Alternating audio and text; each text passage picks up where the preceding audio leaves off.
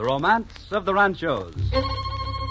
Long Beach, 1840. American marries beautiful daughter of Spanish Don. Long Beach, 1864. Great drought ruins ranchos. Long Beach, 1921. Oil discovered on Signal Hill.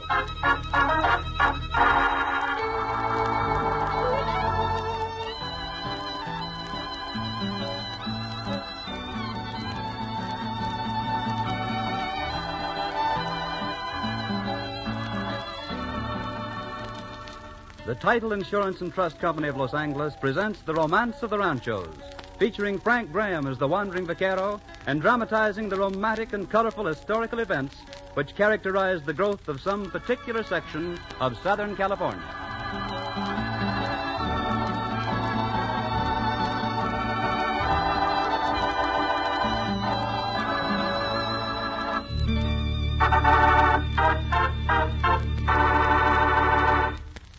Life in California in the early days was always colorful and romantic, and usually adventurous and exciting.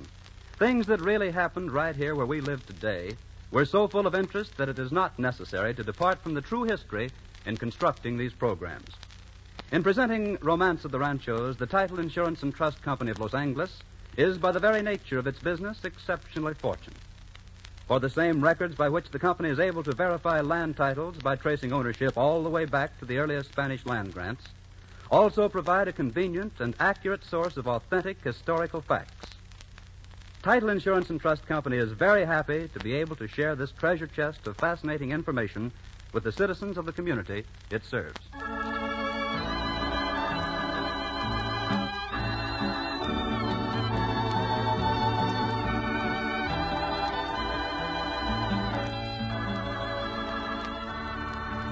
And here, ladies and gentlemen, to tell the story is our wandering vaquero, Frank Graham. Buenas noches, señoras y señores. Tonight we take you to the city of Long Beach, a great modern city which a century ago was a vast pasture land, part of two ranchos, the Ranchos Los Cerritos, the Little Hills, and Los Alamitos, the Little Cottonwoods.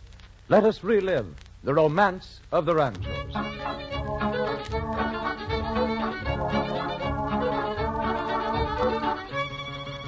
In 1784, one of the first ranchos to be granted by Governor Pedro Fages was a vast tract conceded to the old soldier Manuel Nieto and called Los Nietos. The rancho stretched from what is now Rio Hondo and the Los Angeles River to the Santa Ana River, and from the ocean to El Camino Real and the Montebello and Puente Hills. In 1834, many years after the death of the old soldier, the great tract was partitioned among his 4 children by Governor Figueroa. The land which was to become Long Beach was split into 2 ranchos, Los Cerritos, going to Doña Manuela Nieto de Cota, and Los Alamitos, going to Don Juan Jose Nieto. But shortly afterward, Juan Jose was called to see the governor in Los Angeles. You wish to see me, Your Excellency? Si, Senor Nieto. You are the owner of a rancho called Los Alamitos. But of course, Your Excellency. You granted it to me only a few weeks ago. So I did. You're not going to take it away from me, are you? In a way, yes. But Your Excellency... I wish to buy it. Oh, well, that's different. You already have 2 other ranchos. You would not mind selling this one? Well, perhaps... That is the price. I will give you 500 pesos. 500 pesos? For 6 square leagues of land? See? 500 pesos. It is not much. It is enough for the bare land. You have no stock on it. I must go to the expense of stocking it. See, that's true. You have little use for it. You have enough land on your other ranchos. Well... 500 pesos in cash is no paltry sum. It will buy many cattle. Properly invested, it can make you rich.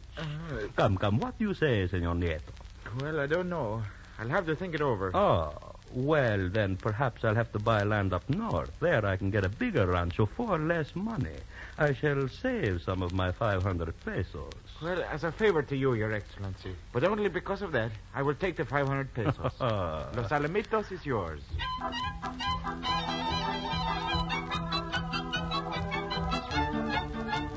Because of the ridiculously low price paid for the 26,000-acre rancho, many questioned the validity of a grant made by a governor who immediately bought it for himself. But the sale was not disputed. In Figueroa formed the Compañía Agricultura to stock the ranch with cattle and horses. A few years later, he died, leaving his brother to administer the rancho. But some years before, an adventurous American had come to California and established a thriving business in the Pueblo de Los Angeles. One day, he paid a visit to his good friend, Don Juan Bandini, a prosperous ranchero of the Southland. Ah, Don Abel Stearns, mi amigo. It is good to see you again. Si, Don Juan. It seems a long time. It is a long time. Months since you have paid us a call. Well, you should be happy not to have to see my ugly old face. Oh, nonsense. Why do you not come more often? Oh, business, you know. For an old bachelor like me, there's not much of interest except making el dinero. You Americanos. That's all you think about. Why do you not just live, enjoy yourselves? I guess we're just born with a cussed streak that won't let us take things easy. Sometimes, mi amigo, I think so, too. When even you, who are more like us than most Americanos, cannot rest. Oh, well, I like you in spite of your energy. Gracias, mi amigo. The feeling's mutual. And I must tell someone you are here. You have an admirer, senor. You have completely won the heart of a certain young lady. She has been pining her heart away for you. Yeah, what's this? A young lady? Well, since when have you had a young lady here? Oh, you shall see. Arcadia!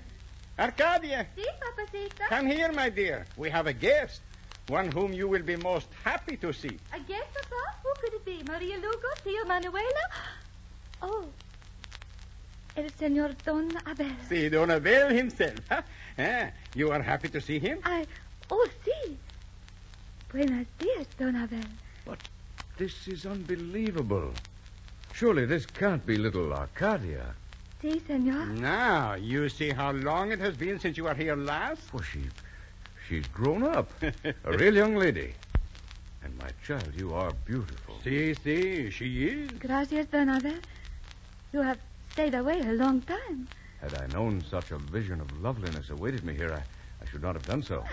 Papa? Oh, you Americanos are very quick at turning a pretty phrase. You know how to compliment a young lady. But I mean it, mi amigo. She is truly lovely. Well, I must tell you that your admiration is returned. She has counted the days since you were last here. Oh, Papa. Oh, you have completely won her with your Americano charm. And perhaps with those little trinkets you bring her every time you come. Oh, Papa, that is not true. Oh, see, I have something right here in my bag. I shall get it. You see, my little dove, he never forgets you. Oh, but I've made a mistake. Huh? That is, I didn't realize. What is it? What's the trouble, mi amigo? Well, you see, it's been so long, I didn't realize that. And I brought... See? What did you bring? Well, this. Oh, well? Senor, it's a doll. Si, senorita. A doll. Oh, gracias, senor.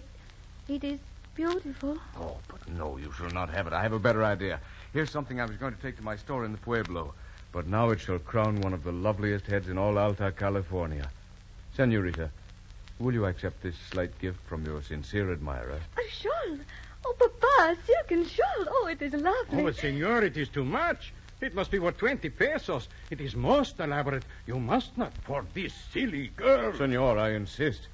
It is less than a fitting gift for so lovely a young lady. Oh, Senor Don Abel, dear Don Abel. I cannot say how much I like it. Gracias, senor. Here, senorita. What are you doing? Oh, there. That is how happy I am. Mi amigo, now you have made a conquest. Look at her, running away. But Don Juan, she... See? She kissed you. You have truly won her heart now. She actually kissed me. Senor, it's been years since this ugly bachelor face has known the touch of a woman's lips. Oh, senor, I am sorry. The silly child was impetuous. I hope you are not offended. Offended? Senor, I'm delighted.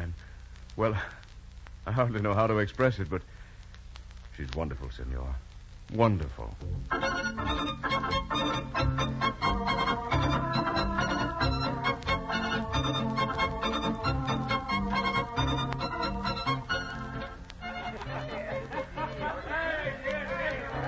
Don Juan, mi amigo, I want to thank you for your hospitality. Oh, Don Abel, it is a delight to have you come here more often than you used to.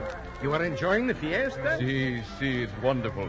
Everybody always enjoys your fiesta. See, except my little Arcadia here. She has been looking sad all evening. Oh, senorita, you must not mar the loveliness with such a doleful look. Why are you sad? Perhaps because you have not danced with me for so long, senor. But Donabel has already danced with you 3 times, Arcadia. Are you sure it is not because he has also danced with the other senoritas? Of course not. She's jealous of you, mi amiga. Oh, such a silly girl. Senorita, will you dance with me now? I do not think so. I am tired. Now she is going to punish you, senor. Senorita, Arcadia, don't you think I've been punished enough? Having to dance with all those other old crows when I might have been with the loveliest senorita in all Alta California? Senor, I shall not listen to your flattery. Perhaps not, but you cannot stop blushing, little dove. But, Will you dance with me, senorita? well... Come, have pity on your most humble admirer. All right, but do not think it is because of your flattery. I can see through that, senor. Very well, then, just to please an old bachelor. Gracias. If it will please you. And now I am deserted again. Oh, well, enjoy the dance.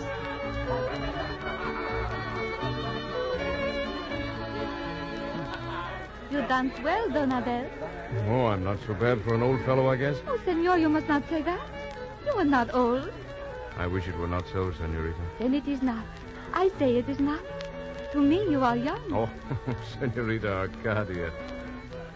No, you're wrong. But I am not. Donabel, I am tired of dancing. Shall we sit down? See, perhaps in the garden. Won't you be cold? No, no. Come. Very well. My arm, senorita. Gracias.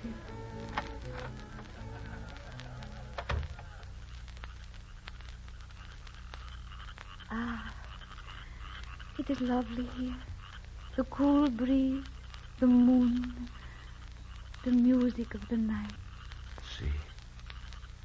But not as lovely as you, senorita. Please do not flatter me now, senor. I assure you I've never flattered you. To me, you're the loveliest thing that ever lived. Donabel. Wait. Don't move.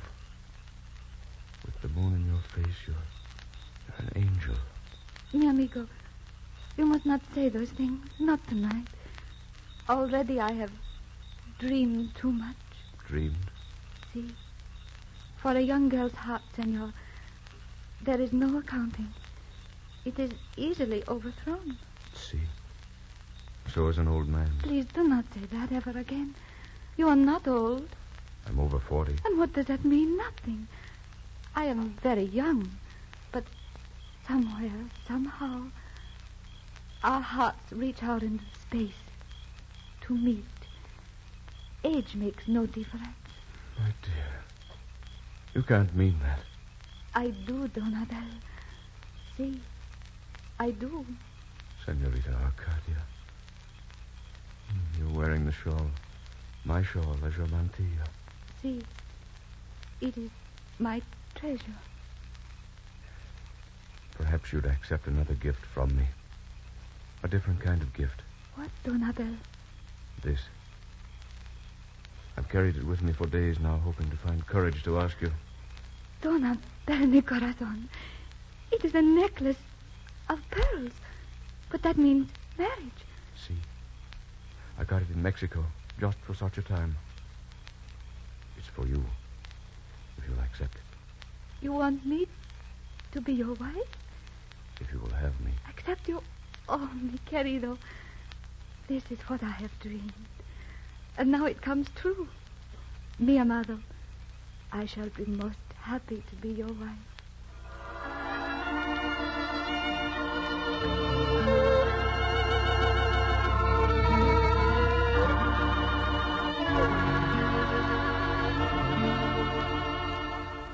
See, Your Worship.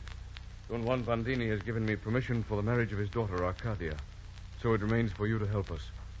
You see, although I am a naturalized citizen of Mexico, I was born an American. You wish the church to give you a special dispensation for the performance of the marriage? See, that is it.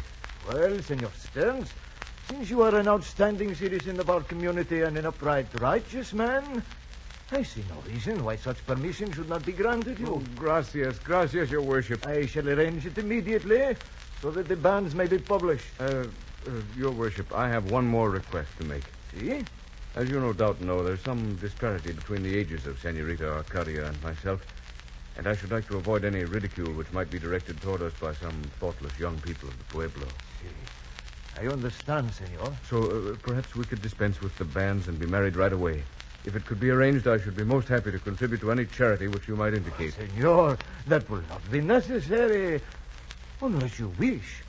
But I feel sure that under these unusual circumstances, the marriage can be arranged as you request. And may I offer my blessings on your union and my hope that you shall live a long and happy life together.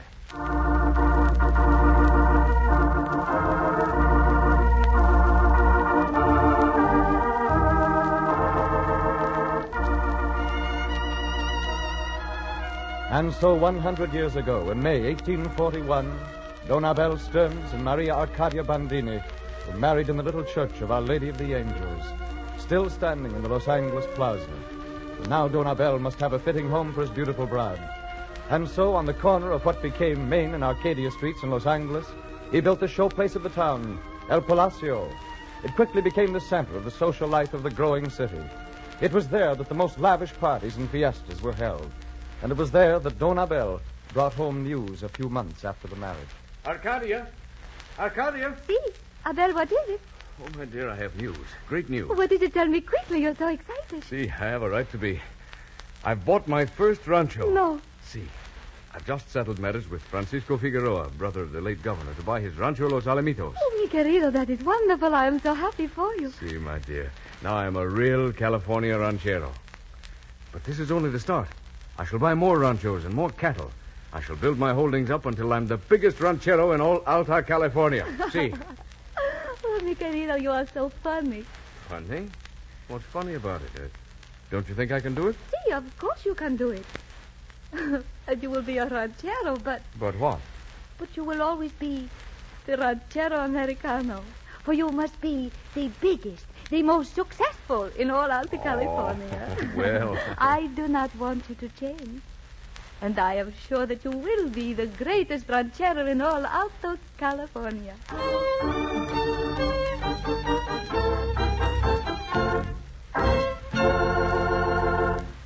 Frequently, we have referred to Title Insurance and Trust Company's huge system of records called its title plant. The importance of these records leads naturally to speculation as to the consequences of their possible destruction by fire, earthquake, or other cause. In the Great Chicago Fire in 1871, all records except those of one title company were destroyed. In the Great Fire in San Francisco in 1906, practically all of San Francisco County's records were totally destroyed, and the result was chaotic. Only by means of a special act of legislature, the McInerney Act, and frequently at a cost of lengthy and expensive court action, were landowners enabled to reestablish their titles to property in the absence of the county's records. To protect this community against such a contingency, Title Insurance and Trust Company maintains a duplicate set of records, including priceless maps and essential data contained in all the vitally important county records, in a special archives building away from the downtown area on Eastern Avenue. Constructed of steel and concrete, its foundations sunk to bedrock, this building is as completely fireproof, quake-proof, and generally disaster-proof as is possible to construct. It is set on the crown of a small hill, safe from floodwaters, and centered in an 11-acre piece of ground, protecting it from the encroachment of neighboring buildings. A caretaker is on duty day and night. The existence of this archives building and its priceless contents is important to you, for no matter what disaster may strike and destroy the Title Insurance and Trust Company's downtown title plant or the county's own public records, this community will not face a situation such as confronted San Francisco 35 years ago. All records necessary for the verification of land ownership will have been preserved.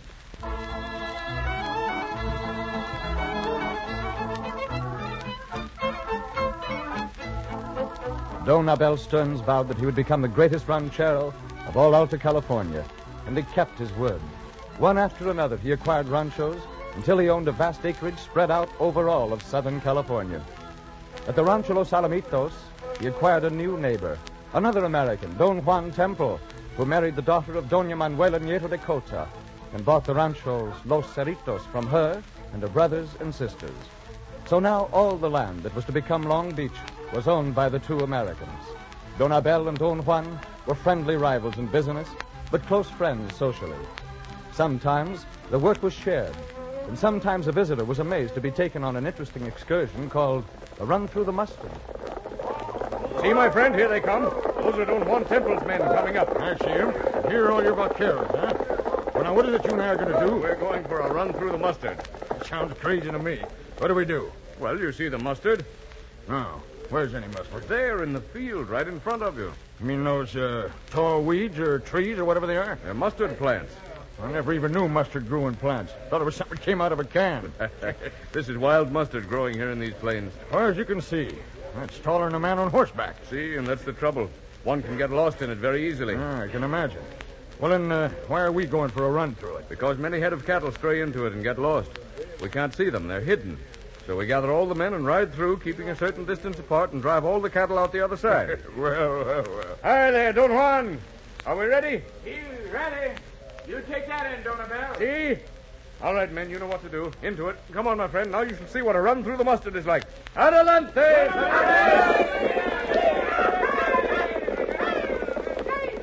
Every year, the two rancheros looked forward to a great event. Both were great horse lovers, as were most of the early Californians. And each year, the owner of Los Alamitos pitted his best racer against the favorite of Rancho Los Cerritos. On the appointed day, the entire populations of both ranchos assembled on the course, which ran straight from Signal Hill to the beach. The wagering was fast and furious, and each owner was vehement in behalf of his horse. Don Abel, that Palomino of yours could not beat a very slow cow. She doesn't have to race a cow, but she can very easily beat that pinto of yours. I'll bet another 100 that she doesn't. Make it 500 and I'll take it. Very well, it's a bet. Mark it up, senor. Are you ready, Don Abel? Shall I give you a signal? See, wave the flag. We shall show this gentleman what the horses of Los Alamitos look like. And here it goes. Here they come. Come on, Diablo. Come on, Estrella!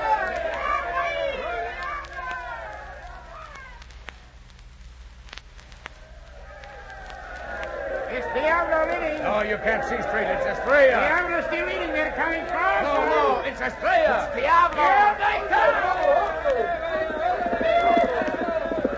It's Diablo. Diablo. Estrella. It must be Estrella.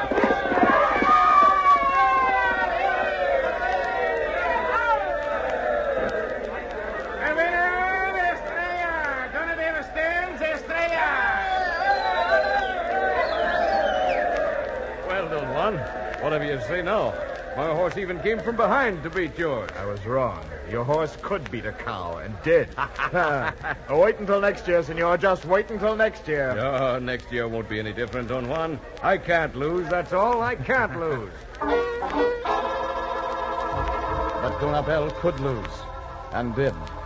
Satisfied that he was the greatest ranchero of the land, he started a new venture.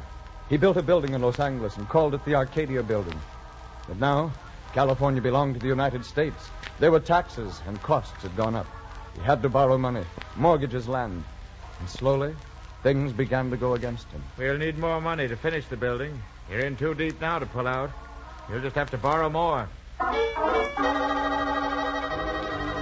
You'll have to go before the court and prove your claim to the land. Means lawyers and fees. It's cattle thieves, Don Abel. They've raided Los Alamitos again. It's 500 head this time. Business is bad, Don Abel. I can't get the price for your hides I used to.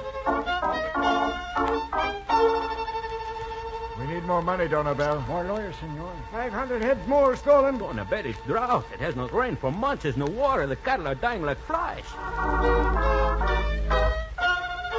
2 years, drought, parched earth, dried up pastures, emaciated cattle moaning in agony, staggering, dropping, helpless. Nothing can be done. There is no water. In 2 years of drought... We have finished our count today, Don Abel. We've lost 20,000 head of cattle. You're ruined. So, in the case of Michael Reese versus Abel Stearns, I issue a decree of sale against the defendants Rancho Los Alamitos to meet the debt. Los Alamitos passed from the hands of the energetic American, and a short time later, Don Juan Temple on Los Cerritos was to give up his vast land, too. Between 1866 and 1881, the two great ranchos gradually came into the possession of one family, a family still closely associated with the land which became Long Beach, the Bixby family. And then, one day in 1882, a man stood on the spot near what is now the corner of American and Anaheim Streets. Yes, ladies and gentlemen, this is the spot where I've dreamed of starting my American colony, and now the dream is to become a reality. Mr. Bixby has given me an option on this land. The maps are drawn up, streets are laid out, and we're ready to sell lots in the new town of Wilmore, California.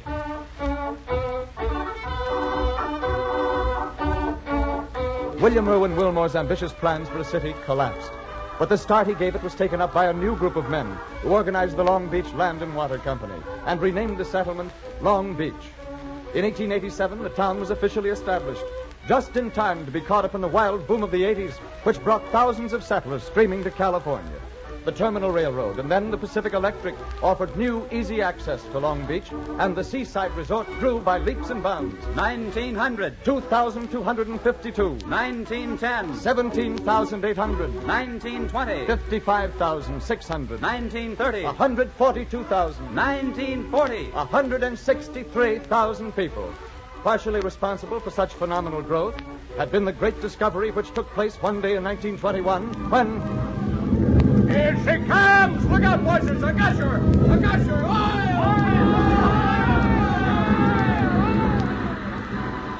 On that same Signal Hill, where once Don Abel Stearns and Don Juan Temple raced their thoroughbred horses, the liquid gold of petroleum was brought up from the depths, and the land of the Ranchos, Los Cerritos, and Los Alamitos became the great metropolis of industry, commerce, pleasure, and good living that is the Long Beach of today. Such is progress, and such is the romance of the Ranchos.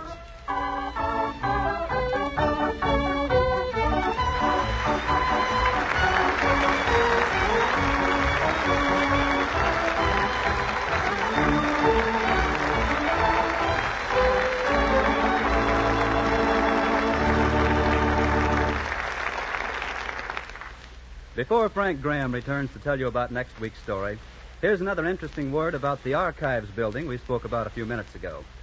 The building we described is the one that is now being used. After the San Francisco fire, the management of Title Insurance and Trust Company of Los Angeles saw the necessity for protection against a similar loss of public records. So it was then that the Title Insurance and Trust Company's first Archives building was built in 1911 on a 3.5-acre tract at Melrose and Van Ness Avenues in Hollywood. At that time, the company had great difficulty in obtaining a caretaker for two reasons that are interesting today. The first was that the location was so far away from the city, a caretaker living on the property, it was said, would have no opportunity for any social life whatever. The second objection was that the howling of coyotes at night made it impossible to sleep. Remember now, that was at Melrose and Van Ness Avenues in Hollywood only 30 years ago. It illustrates the speed of this community's growth, a growth that quickly cured those particular objections to the location. However, the building finally became too small, was abandoned to the march of progress in 1939, when the present Archives building on Eastern Avenue was completed.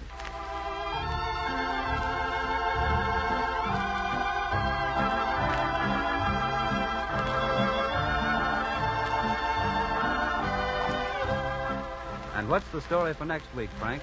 The story next week is not about a rancho, but a man. In the early 1870s, the entire Southland trembled at the name of Vasquez. The terror spread by this famous bandit furnishes an exciting chapter in the romance of the Ranchos.